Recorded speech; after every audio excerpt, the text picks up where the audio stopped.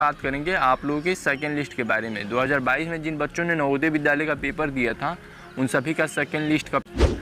सो प्यारे बच्चों, सबसे पहले हम बात करते हैं सेकंड लिस्ट के बारे में, यानी जो वेटिंग लिस्ट होता है या सेकंड लिस्ट जिसको आप बोलते हैं वो होता क्या है। देखिए क्या होता है कि जैसे मान लीजिए एक नवोदय विद्यालय, जैसे नवोदय विद्यालय कुशीनगर ही है।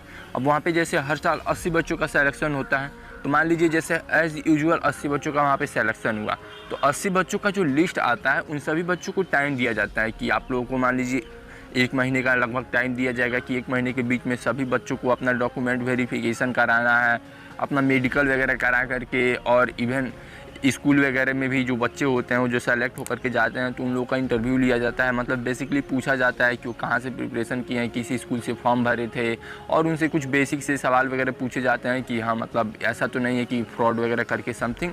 तो इस टाइप से चीज़ें होती है, फिर बच्चों को सेलेक्ट किया जाता है। लेकिन कई बार क्या होता है कि कुछ ऐसे बच्चे होते हैं जो रिपीटर्स होते हैं, यानी 2 बार पेपर दिए होते हैं, तो उनको कई बार रिजेक्ट कर दिया जाता है। कई बार ऐसे बच्चे होते हैं जिनका डॉक्यूमेंट वेरिफिकेशन नहीं हो पाता है। कई बार ऐसे बच्चे होते हैं वो किसी ऐसे स्कूल से फॉर्म भर दिए रहते हैं जिसका जो मान्यता प्राप्त नहीं होता है।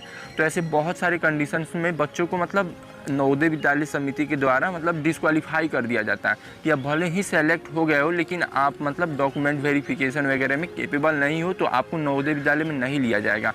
तो ऐसा हर एक नवोदय विद्यालय में होता है। तो अब मान लीजिए 80 बच्चों में से, जैसे मान लीजिए आप इमेजिन कीजिए कि 70 बच्चों का सिलेक्शन हो गया, 10 बच्चों का नहीं हुआ, 10 बच्चों को छांटा गया, तो ये जो वेटिंग लिस्ट होता है इन्हीं 10 बच्चों के लिए आएगा। तो अब आप सोच रहे होंगे कि ये 10 बच्चे होंगे कौन, मतलब कहाँ से 10 बच्चे आएंगे।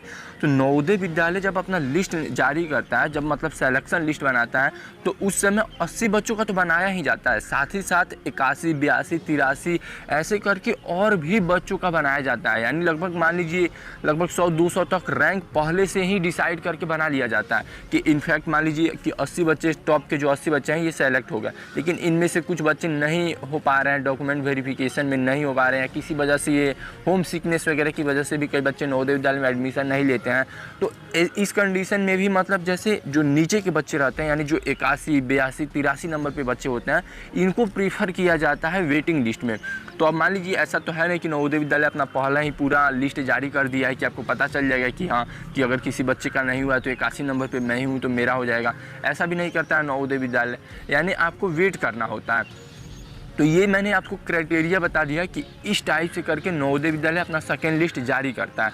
तो अब ये हो गया सेकंड लिस्ट को लेकर के कि आपको थोड़ा भी कन्फ्यूजन नहीं होना चाहिए कि सेकंड लिस्ट कैसे आता है, क्या क्या होता है। और इवन सेकंड लिस्ट में भी सेलेक्टेड बच्चे को फिर से वही डॉक्यूमेंट प्रोसेस वगैरह के थ्रू पूरा गुजरना होता है। हम अगले वीडियो में, तब तक के लिए जय हिंद, जय नवोदय।